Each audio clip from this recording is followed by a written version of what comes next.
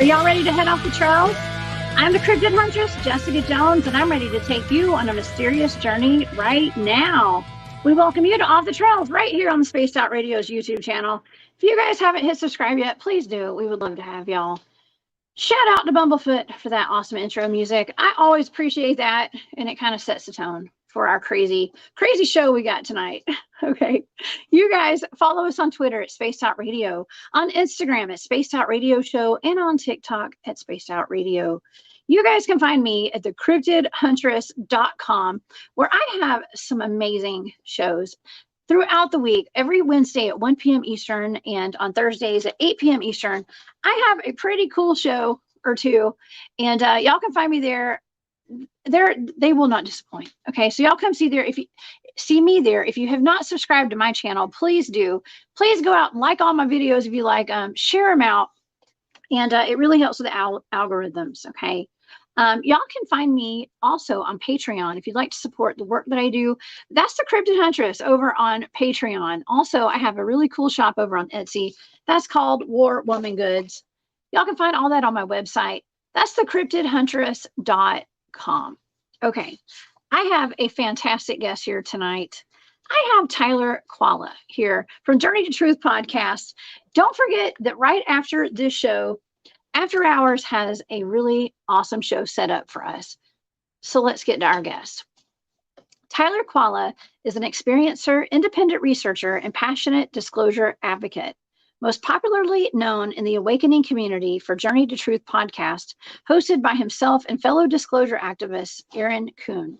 Together, they have created a platform for discussing any and all controversial and eye-opening topics without limitations in an effort to spread awareness to the masses. Tyler is in the process of developing his own YouTube channel where he'll be creating content that takes a deeper look into some of the lesser-known truths of our world that are hiding in plain sight. And Tyler and Aaron just released, about a month or so ago, a documentary on the Cahokia Mounds. Those are Indian mounds. And y'all know that I look into giants. There's a little connection to Dogman potentially with these Indian mounds. And Tyler is the perfect person to talk with about this tonight. So please help me welcome to Spaced Out Radio. I have my friend Tyler here with me tonight. Hey, Tyler. Hey, how's it going? I'm excellent, man. I'm so good. It's so good to see you here again. Welcome back to Spaced Out Radio. Yeah, I'm glad to be here. I'm looking forward to diving into this. The documentary was so much fun to make, and no one's really interviewed us too much about the documentary yet, so I'm excited to talk about it.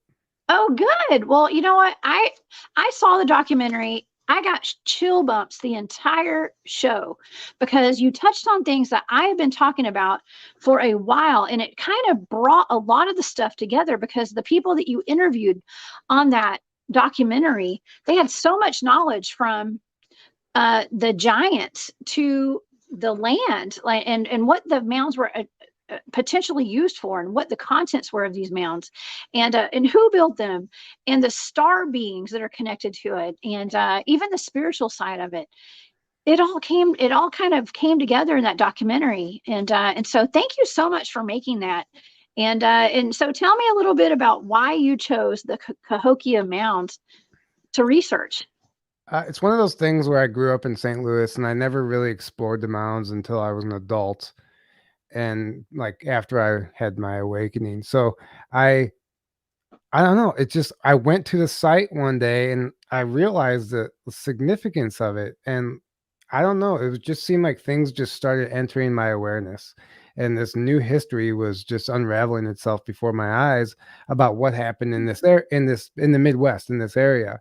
And I started looking online, and I'm like, no one's covering this. Like, no one's talking about it the way it should be talked about. Any documentary is like this boring, put you to sleep documentary about the museum and the artifacts and the Native Americans, like the main history we've been fed since we've been kids in textbooks and, history class. So I was like, we can tell a whole new story. We can rewrite the history of the Midwest. And we started filming before COVID, and COVID hit, and we just threw the whole project in the back seat. We're like, nobody cares about the mounds right now. Like, COVID was taking the world by storm. So we just threw it in the back seat. And it wasn't until this past year we dug it out again and we got some, new interviews, and we just said, let's do it. I just worked around the clock to put it together and edit it together and get some last minute interviews and all that. And next thing you know, we have a documentary that's out. It's not out on any major platforms or anything. I'm still working on that. I don't know. This is all amateur. I mean, first time for it, so I don't even know what I'm doing, but we're doing it. Yeah, and you're doing a great job.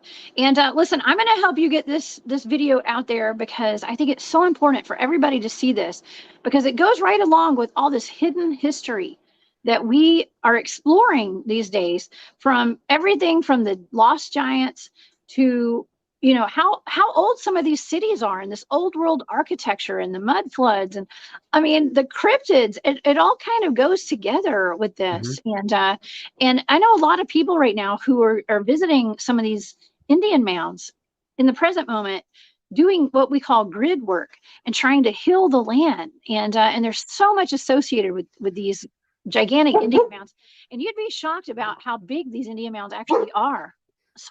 I think you have a dog man visiting you right now. I have a dog woman underneath my feet. I forgot to put her away. I totally forgot. She was being too quiet. That's funny. Yeah, there's definitely a giant aspect and a cryptid aspect that comes into play. Everything. It's like these mounds are paranormal hotspots. They have everything that you want: the cryptids, the giants, the ETs, the portals, whatever it is, and stuff, underground bases, under technology, hidden technologies, whatever. It's all there. And the biggest thing, my favorite part about it, which we didn't even get to cover that much in the documentary, like there's some stuff, like ever since we put it out, people are reaching out to us with new information, and I'm discovering new stuff. Part 2 isn't out of the question, but Southern Illinois, we brushed on in the documentary, used to be called Little Egypt. And there's an entire Egyptian history in the Midwest that does not fit any narrative that we're supposed to believe in. And we barely touched on it. We just uploaded on our Patreon, behind the scenes, a bunch of extra footage from Harry Hubbard talking about the history of Egypt and Southern Illinois. If anyone's interested in that, I mean, he believes that the lost tomb of Alexander is actually in Southern Illinois and not wherever they think it is. And he claims to know exactly which cave, and that's where a lot of these artifacts came from. And they have tons of evidence to support the claim. So that's exciting in itself, minus the cryptids. Yeah, that is Burroughs Cave. Yep, that's it. Burroughs Cave. That's right. I've studied this, Tyler, and it's so fascinating to me that this was actually in your documentary, and there were people who were very familiar with the artifacts that had been taken out of there, including gold. I mean, millions and millions of dollars worth of gold, and these artifacts, which are very similar to what I'm told have been found in the Grand Canyon, where I've actually done a show before on the ancient Egyptian settlement in the Grand Canyon, which the Smithsonian covered up allegedly. So it's just fascinating. I feel like the things that went on here in this country, which before it was the United States of America, it's way deeper and goes way farther back than what we're told. We just have a much richer history than what we've been told. And I think a lot of it is it's not as old as we think as well. I feel like some of this stuff happened all the way up until pretty recently, and I think there was some sort of reset or something. I don't know. It's really weird.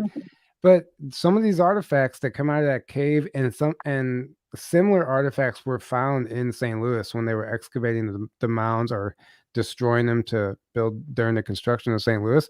They found similar artifacts that the cave had. So that tells us we're not even talking about Native American history. We're talking about an entirely different civilization that doesn't belong in any place or time that we're supposed to believe in. Something else happened here. Something else. These look like Roman, Greek warriors, Egyptian, Mediterranean. It just doesn't make sense. So, and that's the whole story that we can get into. But then the giants are the biggest thing, and literally the biggest thing. Right. So that article, there was an article in the St. Louis Post-Dispatch where in the early 1900s, where they found two giants with double rows of teeth and the 6 fingers and 6 toes, apparently, at the Cahokia site. That article is all but impossible to find. Luckily, somebody wrote a book and actually was able to put that article in the book, because I couldn't find the article online anymore. I found it years ago, but I can't find it anywhere now. But luckily it's in that book. So that's why it's so important to document this stuff, because it's just disappearing from the internet.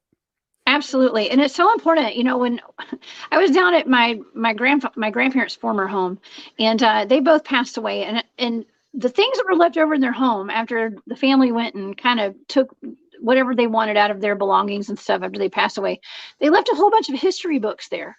And so guess what I did? I boxed up all those old books that were from American history, uh, because I know that those are so invaluable. I mean, like one day, I mean, we may not, the schools are not teaching the same history that I learned, in some aspects. So, Right. and there's a lot of history that we were taught that is completely wrong. Yeah. And they call it his story for a reason, obviously. But I feel like we're being duped. Okay. I mean, we are. That's not Yeah. even a question at this point. And like, if you come across old encyclopedias, even like the really old sets, like, look at them, take a glance at them. I mean, there's information in them. Even old dictionaries. It's Yeah. interesting. Old dictionaries have words that, like, they've erased from our vocabulary and stuff, that describe things that aren't supposed to exist. They're slowly trying to reset civilization right now before our eyes. And it's just like, the electric cars or whatever. Next thing you know, they're here, there's charging stations, and like, why didn't we do anything about it? Well, they just slowly do it, and before you know it, it's too late. So Okay. it's really interesting what's going on. But the giants, it seems like they don't want anyone really talking about. I don't do many videos on TikTok, but the one video that got removed was one I did about giants. We interviewed Floyd Willis, and I just took a clip from our episode, made it into a TikTok, and it got removed. So I don't know Huh. what's going on, but there is a Smithsonian cover up. We proved that in the documentary. I mean, they even say in their own Bureau of Ethnology report in 1965, they say anything anterior to the discovery of Columbus, that goes against the narrative of Columbus discovering America, will be deemed as illegitimate. So that means giants, that means crypt, that means everything else besides the stuff we learned in school. Wow. Yeah, there's absolutely a cover up with the Smithsonian, and they say that anytime people reported finding giant bones, they would call up the authorities and say, "Hey, we found a 12-foot skeleton of a human here with double rows of teeth," and the Smithsonian would basically be contacted. They'd send out a crew. They'd take the bones for research purposes or to put them up for safekeeping, and then it's like they never had them. Mhm. And so that's a recurring theme with the Smithsonian, unfortunately. Y- So hopefully there are people out there who have saved some of these skeletons and put them away that the Smithsonian won't ever find. I mean, I'm I put, sure there are some, and I mean, allegedly, there's one still buried in Monk's Mound, a large mound in Cahokia site, and that's interesting to me. Regardless if it's a skeleton or not, there is an anomaly there. There's a rectangular anomaly, potentially 30 feet long by 6 foot, 7 foot wide. Remote viewers have located it. Channelers, psychics, dowsing, even their own GPR scans. They've drilled down and they can't drill through it. They can't penetrate it, whatever it is. Um, they know there's granite in it. I've had remote viewer John Vivanco look at it, and what he saw was some sort of like metal alloy that comes from off planet. Like, it's not even something that we would recognize. And what he saw, it didn't even have a lid. He said it was like a sealed box that we wouldn't even be able to access if we did dig it up. I don't know if that's true, but there's an anomaly there. We know that much. oh yeah, there's a lot of anomalies in these mounds. And okay, so this is really interesting. I spent a weekend with you and our friend Barry and Katie and a whole bunch of our friends down in Florida for the Day of Being with Dylan Monroe and that crew. And with the day that I got home, or the morning after I got home, I went straight to an Indian mound, Tyler. I don't know if I told you guys I was going, but I met a friend of mine three friends of mine, Tracy, Tanya, and Norma Jean, and they are grid workers. And they called me up. They're from all over the country and from Canada, and they asked me to meet them down at the Etowah Indian Mound because they were going to be doing some grid work. And so I met them there. And here's the thing, Tyler, we have been getting reports. This is in the county where I live, which is 10 miles from the Etowah Indian Mound here in Georgia, of dogman reports. Okay, dogman sightings for almost 20 years in that area. Okay, and that's something that, and I know this is off topic from the Giants, right? But there's an association with Indian burial mounds and dogmen for some reason. So I met them at this Indian mound. My son and I went. We got there, and I don't remember ever being there before. I don't think I've ever visited this mound. Tyler, it was so enormous. The first thing that I heard when I stepped out of my vehicle was giants. I heard the word giants in my head. And when I walked up to where the Indian mounds were, I felt like there were giants potentially buried in those mounds. I think there are. I think there are too. I mean, I've heard other, like even SSP people talk about the giants in the mounds. And think in Ohio, allegedly there's like giants still in stasis. Not even like, we're not even talking buried skeletons. We're talking about giants in stasis. It's a potential thing to think about. I mean, who knows anymore? It seems like as the collective consciousness is becoming more and more aware of this stuff, more information that we used to think was crazy is sounding a little more reasonable now. It's because we're like a frequency match for this new information coming in. So I don't rule anything out anymore. I think it's all possible. Yeah. And the dogman thing is really interesting too. Was it you that was just telling me about dogman sightings under the arch, right, in St. Louis? Oh yeah. There's a recent report, okay, that I've heard secondhand. But I've heard a lot of people tell me about this, that there was at least 1 to 2 dogmen killed. I mean, they were actually shot underneath the arch of the St. Louis Arch. Yeah. And I believe you were saying that could be a portal, or there was some sort of a mound right there at some point. Maybe I heard that on your documentary. Yeah. Well, that's true, but that's been talked about for years, actually, that the arch is a portal. And we even bring it up on the documentary, but if you go to the arch's website, they literally tell you on the official government website that it's a weather manipulation device. It's not even a theory. Like they tell you, like one of the original builders came out and wrote a report about how it was built to, steer the weather and create magnetic anomalies, whatever, like some weather manipulation device. But there's also many reports of a portal. There's even Google Earth anomalies that people have caught. So every once in a while on Google Earth, if you catch it at the right time, there's like this black box that appears above the arch whenever you do like the ground view.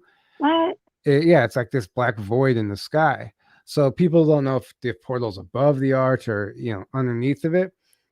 Ancient Aliens even did an episode about the arch being a portal.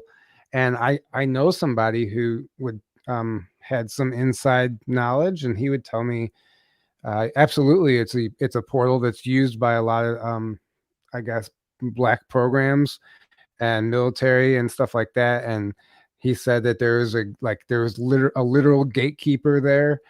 And like he told me a story about how an entity or a being came through one time and made it past like the gatekeeper or whatever, somehow snuck through, and they had to go basically hunt this guy down. And he said the gatekeeper was disguised as a homeless person. And there's a homeless person that just hangs out by the arch grounds, and he monitors the portal all times, according to Oh my gosh. Okay, so the person on your video who you interviewed was saying that the Freemasons had actually put that there, and they had shaved the mound down because and a lot of stargates potentially. Okay, stargates, portals. There are places like not only churches built on top of them, but hotels. And the people with a lot of money that kind of run our world, they put buildings there, and they have things like jump rooms in them potentially. Mhm. You know, um, there's just so much that's been hidden from us for so long. And I want to say, Lisa DM, thank you so much for that super chat. Cahokia was a very cool place. Loved going with you after the conference. So she was at the conference with us, Tyler. Yes. Hi, Um, Lisa. awesome. Thank you, Lisa. That's awesome. Yeah, so I actually left the day that you guys were going out to the mound, and I missed that, unfortunately. So tell me about being there at the Cahokia Mound, or mounds. Like, what did The that feel like? Well, every time I go there, I leave there starving. The energy there is like so high, like it feels like Good. in any pyramid site. Like if you've traveled to any of the ancient sites around the world, if you've felt that energy, it's the same way at the mounds. Like it is potent. I feel it. I'm buzzing when I'm there, and what it like uses up all my body's energy. And I leave that place like I can't get to food fast enough. It's crazy. Every time I'm there, I've just something I noticed. But if you really tap in and meditate, like, people see orbs and UFOs there all the time. But one time I was meditating on Monk's Mound there, and I was shown a clear vision of an entrance on the back side of the big mound. And that's the only side of the mound that they don't maintain. So they cut the grass, it's all perfectly cured and everything. But the backside, they let it's all overgrown. There's trees on it, and there's a sign that says "Do not climb." Um, I'm like, what a good way to hide the entrance in plain sight. Just let it, overgrown poison ivy and trees. Nobody's going to go down there anyway. People throw trash down there. Yeah. But I was shown during that meditation that there was an entrance on the backside that would lead you inside, and stuff that we didn't include in the documentary because we didn't want to like scare everyone off. But there's remote viewers and people channelers that say that on the backside there is where right on the river there, Horseshoe Lake was a Stargate. We've heard that was one of many spaceports throughout the Midwest, and there's a space base underneath of it. There's all kinds of stuff we can't prove, but there's people tapping into things like that. So who knows? Wow. Okay, absolutely. Now let's actually show some pictures to the audience tonight of what the Cahokia Mound looks like. And it's not just one mound, it's a bunch of mounds, right, Yeah, Tyler? that's just the largest one. Yeah. Okay. How tall is this thing? I mean, is it like a mountain when you go up to it? That's I should know how tall it actually is. Yeah, but it's man, I would know 5 stories high, maybe Well, here I couple got a picture with couple people in stories high. relation. That doesn't even do it justice. Oh, It's really? well, that's not the whole thing either. That I don't know. I have a layout. I have more. Okay, this Right. is an artist rendition from a long That time ago. rendition kind of gives you a little better idea of how tall it actually is. Even Okay. though it's a drawing. Yeah. Okay, so it looks like there are structures It's on top of 10. these Somebody said in the comments it's 10 stories 10 tall. It stories. could be, yeah. Okay, cool. Wow, super tall. I mean, just like the Etowah Indian mounds. And we also have another mound here in Georgia that I've passed in my car so many times when I'm going up to Helen, Georgia. And that is called let me see, what's the name of this thing? Okay, this has a weird name. The Saute Nakuchi. Okay. And this is something that you go to Helen, Georgia, up in North Georgia. This thing is in the middle of a cow pasture with a gazebo on top of it, Mhm. and it sticks out like a sore thumb, but it almost looks natural, but it's not. Right. And from the stories that I've been told, the person who owned that land shaved it down and like took a layer off of the top to put that gazebo there. But they say that these mounds all they are burial grounds, like burial mounds for the Native Americans. Right. And I mean, some of them, they definitely found skeletons. Like at the one mound that they did, Mound 72 at the Cahokia site, we didn't even really cover that in the documentary, but they found a whole pile of skeletons. And there was 4 skeletons like laid out. It looked like a sacrificial burial chamber. Like none of them had hands or feet or heads. Like it was just a bunch of skeletons. Oh, Like, and that's what you would do in a sacrifice.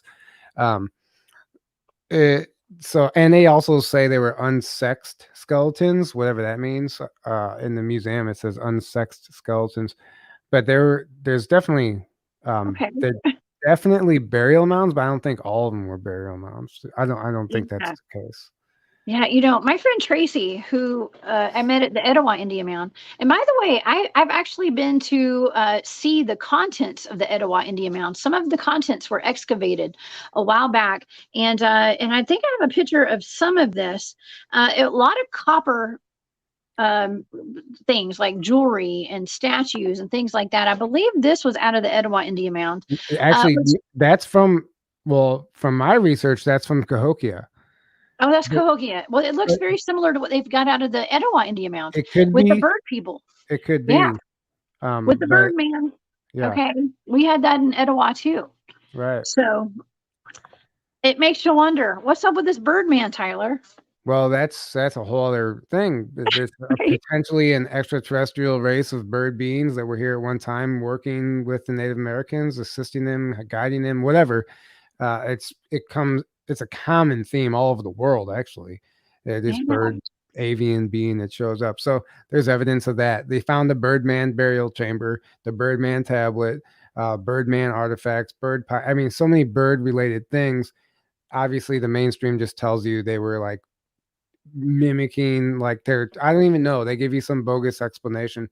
But I think that they were potential actual bird beings there as well, and we cover that in the film. But something else, while we were at the site, there's signs up that said beware of lightning strikes on mounds.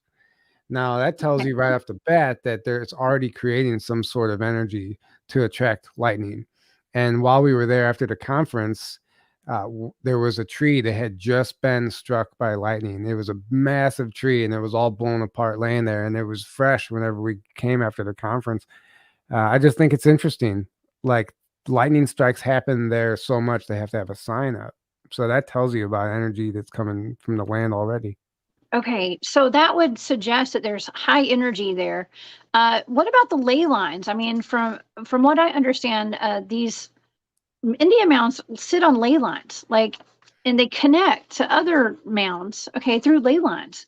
Right, Uh, and those ley lines, if you draw, you've seen Ancient Aliens and stuff where they connect like mhm. the pyramid sites all the way around the globe, and they all fall on the same line, and these energy lines, and where they intersect are like vortex points potentially, or portal points, but they always seem to build these mounds on those intersections or on these key points.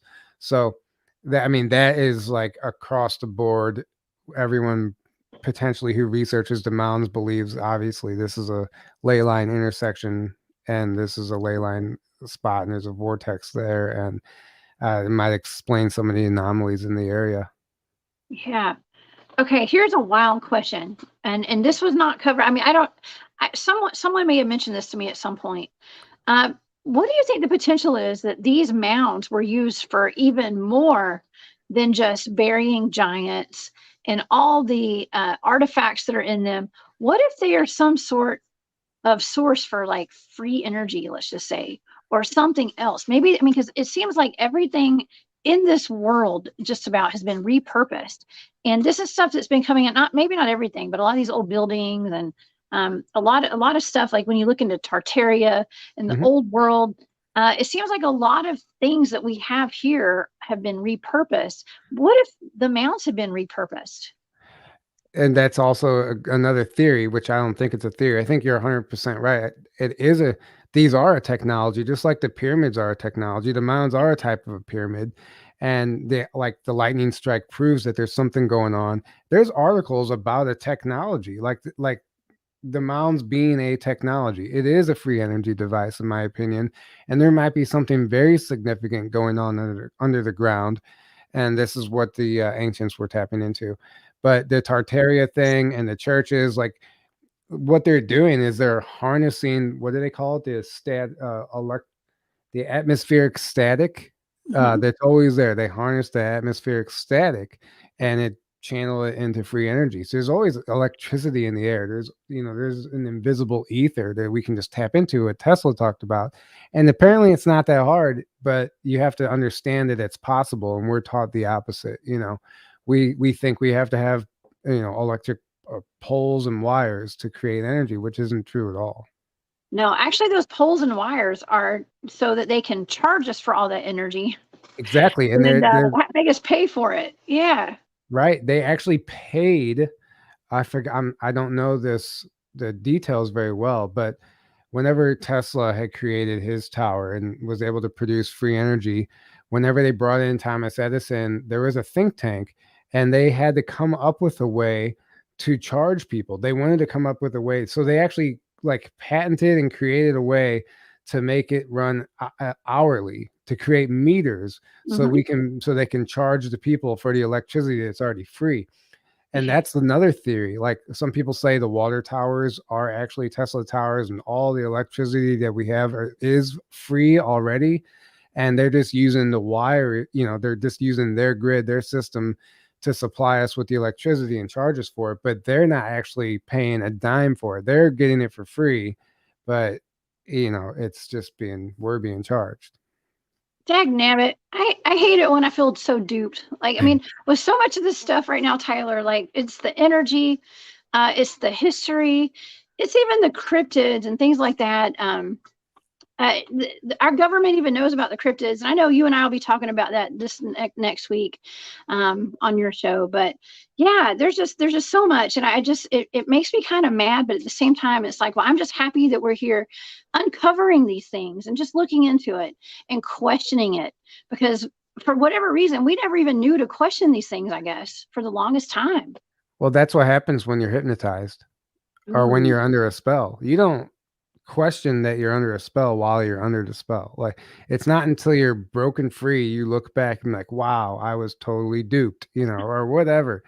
And it's just the reality of the situation. Like I right. don't know what's that, poles and wires in Northern California is how they burn us out of our homes. Yeah, interesting. But if you look at a patent for a water tower and look at a patent for a Tesla tower, they are virtually identical, aside from like one or two components that make the water tower a little different. Um, but it can arguably be the same device.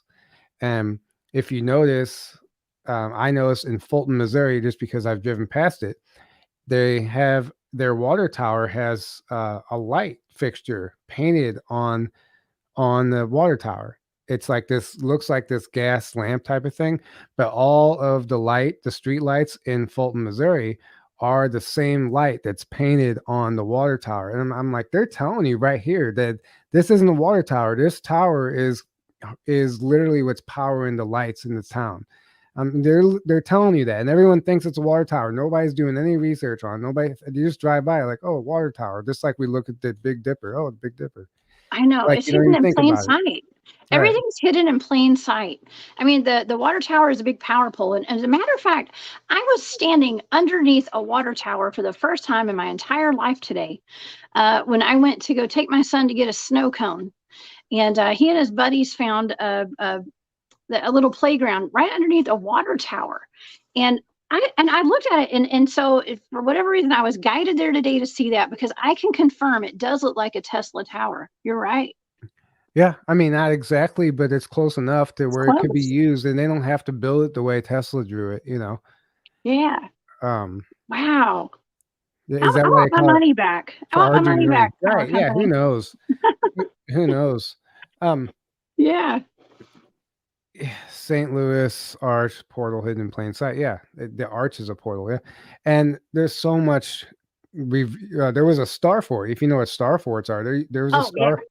a star fort in downtown St. Louis, and that's Really? yeah, that's on some old maps, and it's even Oh, part of it's still there. There was so okay. much even in this Midwest and the Freemason ties. Um, I met somebody who we actually interviewed her in a documentary as the local resident. She didn't want her name put out there, but she works with a lot of Freemasons in the area. And the courthouse downtown has what looks like the Ark of the Covenant on top of it. It has like these two creatures facing each other. And she was telling me at the top of that building, they do Masonic rituals up there, and they summon and channel entities up in the top of this building. And she said arch grounds, if you stand on the arch grounds and look into Illinois, you're looking into Fairview Heights. And they call it Fairview because there's a cemetery over there. And you have fair view of that cemetery. And the Freemasons do rituals, necromancy rituals in that cemetery to summon the dead and summon essentially the demons. And she said that she was told by the Masons that they call it Fairview Heights because they have to show you what they're doing. So it's in fair view of the public, and they're performing rituals in the middle of the night in fair view. If you were ever to be out there in the middle of the night looking across the river with binoculars, but you're not going to be doing that. But Right. this is the kind of crazy stuff that goes on in our reality that we don't in Washington D.C. It's all Masonic symbolism everywhere. Oh my gosh. Yes. I mean, I did a show on the Star Forts with my buddy Jesus Payan Jr. And that was over on my channel, The Cryptid Huntress. Y'all go check that out. And that was super interesting. I never even heard of Star Forts before, but they're all over. They're all over the United States of America. Even the Statue of Liberty sits on top of a Star Fort. Yeah, it's a Okay. star. If you look at it from above, it is on top of a star. Yeah. And they camouflage them or say that they're just battle forts, for the Revolutionary War or any kind of war that we've had. Any kind of, it's like a defense post basically. Right. And so it's interesting because they have tunnels underneath them and all sorts of stuff. So it's but they try to cover them up as though they're just something for our military, but there's something way more complex to the Star Forts than what they tell us. Well, the star forts have like an aqueduct system that also creates a free energy. I watched this guy who he breaks them down and he shows how they're all built near water sources and they're tapping into natural water sources. Yeah, hydropower. There you go. Yeah. So it's another free energy source. It's another free energy device. But yeah, I mean, it's all there in front of us. Absolutely. Okay, so I'm going to go back and cover what you had just mentioned about the necromancy and things like that, because someone that you had interviewed on your documentary was talking about the necrogeomancy. Yeah. Okay, and that's talking about. Okay, I had a connection to that because I talk a lot about battlefields. Okay, Civil War battlefields, for instance, having all this energy there. Okay, and the person that I can't remember her name, but she was talking on your Siobhan Hill. Yeah. Siobhan, yeah. Okay, she was talking about the battles. Like a lot of battles are planned in advance. Okay, and I know this sounds wild to a lot of people who aren't familiar with all this stuff, but let's just say potentially, what if they did plan these wars and plan the battlefields and the battles on particular land sites to harness the energy? Okay, to harness energy. Let's just say if they do. I mean, I don't know if they did or not, but let's just say they did. They pull the energy out of the humans, and that's why the grid workers are going to all of these Indian mounds, because they got a lot of history behind them. Potentially Civil War battles, Revolutionary War, like whatever, Indian land disputes were all done at these battlefield sites. And let me tell you, Tyler, from a cryptid standpoint, paranormal researcher standpoint, there are a lot of ghosts, there are a lot of portals, there are a lot of dogman sightings, Bigfoot, old green eyes, all these entities, dark entities at these sites.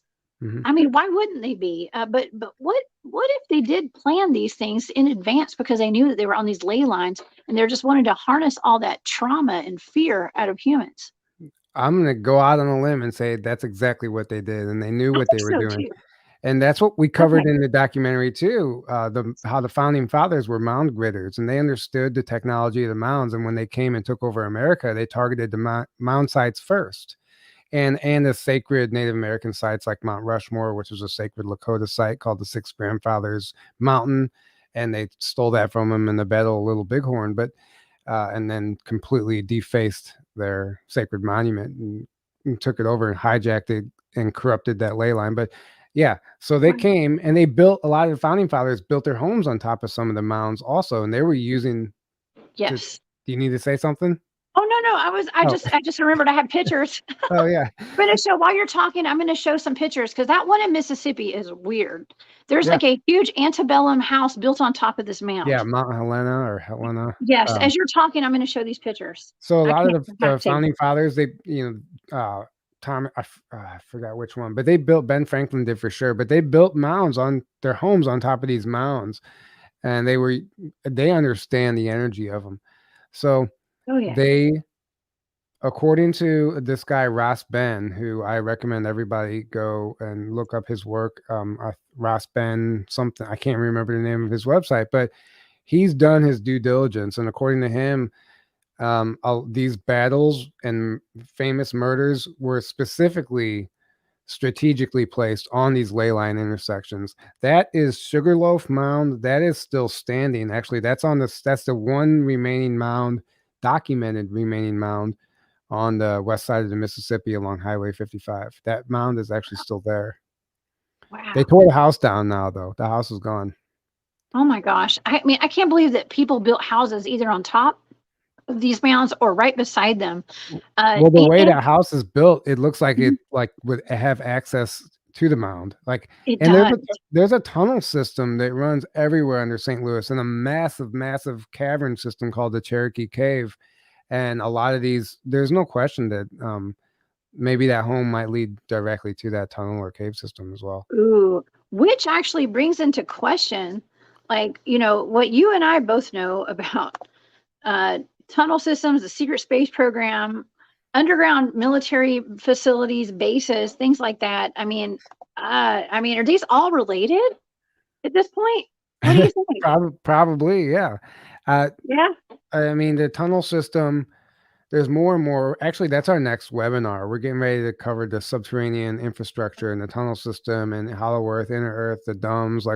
It's impossible to cover all in one webinar, but we're going to do a major synopsis on the whole thing and what's going on. But there is so many people that have come forward and talked, and there's so much evidence, and there's so much readily available documentation online from the military, from the Department of Defense, of the dumb system, the dumb network, and the tunnel network. It's not even a theory anymore. So, and like the people that try to, that tell you that the tunnels don't exist, I mean, it's right there. You can't even deny it anymore. And it's all connected. Every organization, every black project, shadow government, regular government, every branch of the military, ET groups, everyone has their hand in this underground infrastructure, in this network. And it is all connected. Everything is connected. It's all related at the end of the day. I think so too. And we're waking up to it at this point. Yeah. And okay, let's get back to the giants a little bit now. Okay. Sure. Because I am so interested in the giants. And from what I learned on the documentary that you guys did, people were excavating these mounds for a while until they started coming across 9-foot tall giants. Mm-hmm. And the gentleman that you were interviewing said that those aren't even considered real giants, really, because the real giants are like 12 feet to 15 feet tall. Yeah. But 9 feet's pretty big. It is. And especially, it would be considered a giant because we were supposed to have evolved from Neanderthals, right? And we started very short, and then we got taller over time. So back then, we all were supposed to be 5 feet tall. And so if somebody was 7 to 9 feet tall, they would have definitely been a giant back then. So in that regard, yeah, it's a giant. But no, there's been documented reports of giants up to 15 feet tall, potentially taller. And I would say, yeah, that would be more of a giant if we were to be standing next to somebody like that. But yeah, they did find those tall giants right there on the Cahokia grounds. So Yeah. And less than 1% of the whole site's been excavated. But now the site's closed down for turning it into a national park, apparently. I don't know if that's actually going to happen, but and they also got the go-ahead to start excavating again. So I don't know what that means, why it's shut down, what they're planning.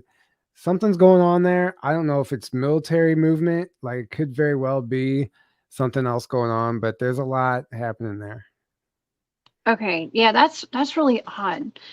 Maybe they know we're catching on to them. Maybe that's what it is. Right. But yeah, it makes you wonder. Where did all the giants go, Tyler? Like that's such an interesting question that like I'm still trying to figure out. Where did all these giants go? I mean, were they killed off or did they just naturally fizzle out? Well, there are old photographs, if they're real, of Native Americans who hunted down the red-haired giants, and they're Mhm. like standing next to their kill, and the giants like tied up on the ground.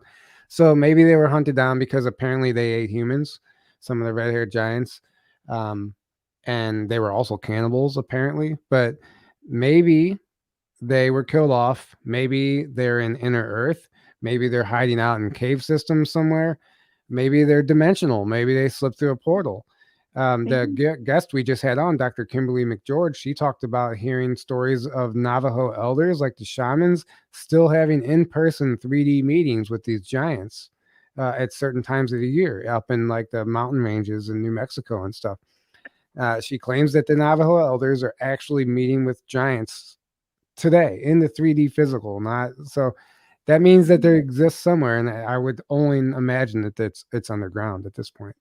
Yeah, well, I've done shows on the giant of Kandahar, for instance, and I found there are a lot of giants in Kandahar actually in those caves, and they were connected to inner Earth. So I do believe giants do roam the Earth today.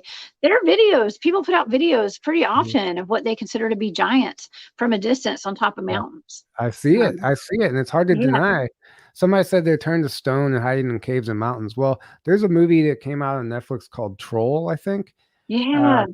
it really talks about ancient giants in like England. I forgot where, but um, they talk about how the big giants were turned to stone. Like and the grandfather was like Oh, trying to tell his granddaughter, like, you see these mountains, if you look close enough, that these were actually giants that were turned to stone.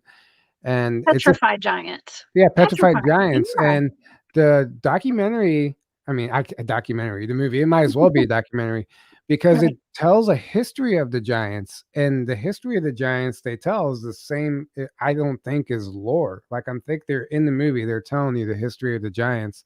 And then, but they write it into a science fiction movie, right? So, uh, Right. but I recommend watching that just purely based on the disclosure of giants. Wow. I love that. Yeah, I've got to see that. I've heard a lot about that movie. And yeah, and I've done shows on petrified giants. I did a show on petrified giants with Jock Doubleday, Mm, actually, who's a yeah, mutual friend of ours. And he had a lot of interesting input on that. So I do believe that I think that's a real thing. I think that we had giant trees. I mean, I'm team stump. me too. Okay. Yeah, Team Stump. Me too. I'm I team believe it. stump 100%. Okay. So I don't think that those are all just mesas like what we're told. I mean, there's like giant petrified mushrooms, giant petrified trees, petrified animals, like giants. It's just wild. And Every the yeah, reality we've been programmed to believe is nothing what it actually is. I mean, it's not. I think it's all true. Like that the evidence is there. Like you look at this stuff, it's a giant, it used to be a giant tree and something cut it down. Some of them are even there's petrified trees laying on their side that are cut up. That means that somebody had cut down this giant tree and had a saw that would cut it. You know what I mean? Like there were Yeah, giants cutting these things down, or whoever, whatever technology it was. And like you said, the petrified giants, dragons, they're finding like massive hearts and organs that were, fossilized in the mud flood. yeah, There's so many things to dive into. It's just like you don't even know what to believe anymore. The only thing to believe in is that every myth, legend, fantasy, fairy tale was true. That's the only way it makes sense. absolutely. Well, I have to wonder, like, are some of the jewelry I sell jewelry, okay, old antique jewelry, and I have to wonder now, like, are some of these stones, like, let's just say rubies or something, and I'm not probably not rubies or petrified wood is what they're called, petrified wood. It was very common in old Native American jewelry. What if that petrified wood is actually blood or something that's been petrified from a gigantic animal that Right. died? I mean, it's just a question. I don't know. I'm sure it could be tested, but it's just And a thought. right. And I don't think that it takes as long for something to petrify as we're taught. Just like I don't think it takes as long for a fossil to form as we're taught. And I know this about the petrified wood because I was just recently in Belize, which I had an amazing stories down there or experiences down there of inner earth and stuff. But we were on one of the sites and I bent over to pick up what I thought was a rock, a stone. It looked interesting. I'm like, this looks interesting. I picked it up and it was a log, a tree branch, that was in the process of petrifying. Half of it was as hard as a rock, and the other half of it was still wood. And I'm like, wow. So this happened like rapidly. So that tells me if this thing's in the process of petrifying right here before my eyes, like maybe these petrified trees aren't as old as we think they are. Yeah, I know. The time, our timetable, our timelines have been corrupted in some way, and that's that's a loaded statement right there, because there's like so many different timelines, I guess. But yeah, it's been corrupted, and things have been hidden from us. So, and I gotta wonder, okay, like those houses that are on top of the Indian mounds and like gazebos, are they haunted like Poltergeist, that movie, you think? I don't know. Let's go find out. Oh my God, I'm totally down to do an investigation. If anybody has a home that's on top of an Indian burial mound, y'all holler at us, okay? I mean, I wouldn't want to spend the night there, but Well, I'd go investigate. the entire country is built on top of an Indian burial ground, so Oh, we're all that's living on true. top of it. That's Uh, true. Someone just right. made that comment in the chat that it's the whole country's built on top of Indian land, of sacred land. It is. So, But yeah. um, I've worked in construction for 15 years before I quit to do this. And some of the buildings we worked in downtown St. Louis were haunted very much. And there was some of them we knew were built on top of Native American sites. And some of the hauntings and things that I've seen in these buildings are unexplainable. You want to talk about like poltergeist activity. I was working into one of the last jobs I was on. It's called the Last Hotel. Hey, Aaron, I need to get back to him actually. I'll message you after this. um, Okay. uh, I was right across from the City Museum, which is a shady place. There's a hotel called the Last Hotel. It was one of the last jobs I Okay. worked on. And um, there was so much. Two guys actually died during the construction of that job. Not many guys die during construction these days. Like, so they fell down a 12-story elevator shaft, and they shut the whole job down. But that place was haunted. When it opened up, they couldn't keep the employees there because things were happening to the employees and they were seeing things and experiencing things. One of the Okay. ladies I ran into in the elevator, she was out of breath, in tears, and we were on the freight elevator that always broke down, and that's why I was on the elevator with her. And I was like, "What's wrong?" And she's like, "You ain't gonna believe me if I told you." And I'm like, "Try me." And she's like, "I was just on the toilet and I got choked by a ghost." And Ew. she said something was choking her to death while she was on the toilet. And she's like, I swear to God, this something I couldn't see was grabbing my neck, choking me. And she thought she was gonna die, and she fought free, and she was leaving. She just got hired and she was quitting that fast. And Oh, wow. another day I was in that lobby, and one of the bus boys there's a restaurant in the lobby. They took the big tub of silverware and set it in the middle of the table. And I was walking down the lobby towards him. He turned around and was talking. That tub of silverware went flying off the table all across the restaurant. Silverware just went everywhere. And he turned around like he saw a ghost. And like no one, he's like, there's no way it could have fallen because it was in the middle of the table. Weird shit like that was happening. I mean, Wow. those are only two stories. I could tell you more about that place, It but had to be on I top don't of the know what's photo. happening to the people staying at that hotel. So if you want to do a paranormal investigation, the Last Hotel in St. Louis, Missouri. Oh my gosh. And the arches too. And okay, so D Cypher, okay, made a good point. Okay, I did put in the title we were going to make the connection with the ETs, because that's in your documentary. Right. And so with the connection of the ETs, it's actually with the artifacts that were found in the cave. They were covered in what looked like aliens and things Right. like that, ETs, and they're on the petroglyphs. They're connected to the mounds. We have about 2 more minutes, Tyler. Can you kind of give me a quick overview of how the ETs are connected to this?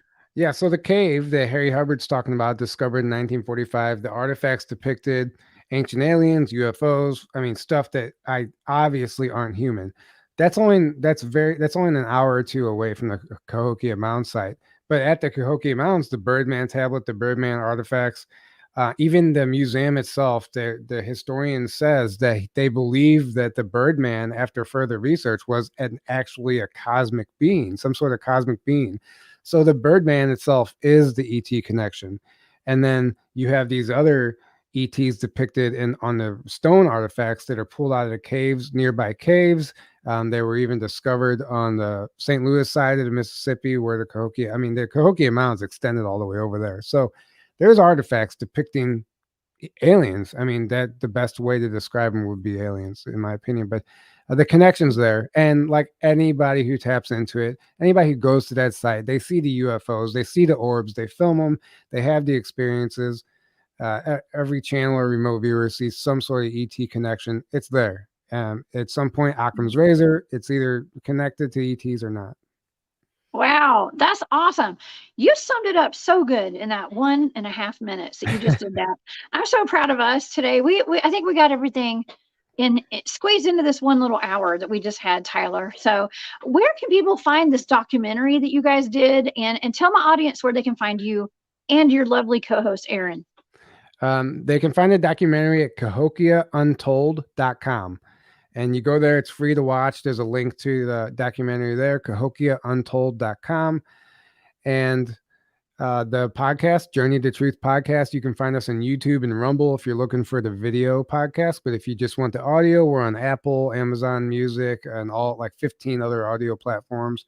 Spotify kicked us off. We can't do Spotify anymore. But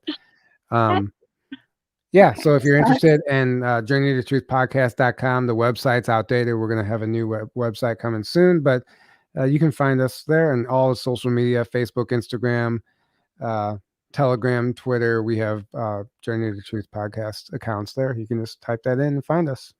Oh my gosh. Will you please come back and hang out with me again, Tyler? This was awesome. Always. Yeah. Absolutely. I have so much more to talk about this with you tonight, but we're going to save it for next time. Okay. Yeah. Sounds great. Thank you. Okay. Awesome, Tyler. Thank you for being here. We'll see you next time. Okay. Good night. See ya. Okay. All right, y'all. That was awesome. I hope y'all enjoyed that as much as I did. Okay. Next time on Off the Trails, I have Bob O'Kelly coming here. He is a Vietnam combat veteran who was attacked by rock apes. And he's going to be here to tell us all about that. He's also into remote viewing, which is my thing. And he's written several books on a lot of really awesome things. He's the coolest dude ever. So y'all please come and hang out with me tomorrow night here on Spaced Out Radio. For now, I'm a cryptid huntress. I'm headed off the trails. You guys go please hang out with After Hours here on Spaced Out Radio. I'm going to try to hop in that chat too. I will see you guys tomorrow. Y'all have a good night.